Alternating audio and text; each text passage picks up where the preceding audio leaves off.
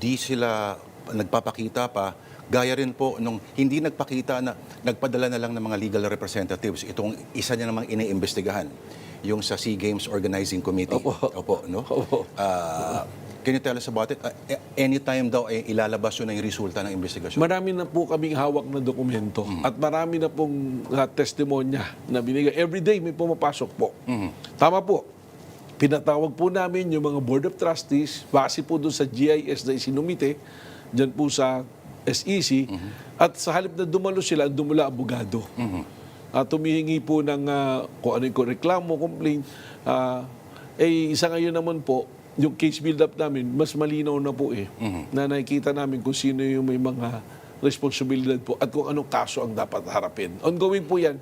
Katunayan, kanina po may mga pinirmahan ulit ako na sa Buena para pumunta. Ang maganda po rito, yung ibang sinasabuina namin, bago pa yung date ng kanilang pagharap, voluntary na pong pumupunta para magbigay po ng ebidensya. Ganun ho dapat siguro sa mga Yun mga po, pinapatawag ngayon. Lalo na kung wala ka naman dapat itago. Yan, Kasi kung hindi po tayo haharap, it creates a speculation to the public. Pati rin po sa amin, from the side of the investigation, medyo nag-iisip kami.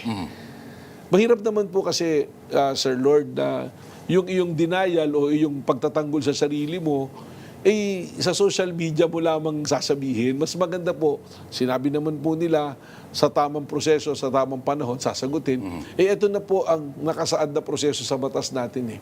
Paano pag pinatawag ulit kayo sa Senado? Handa ho ba kayo humarap ulit? Palagi naman po.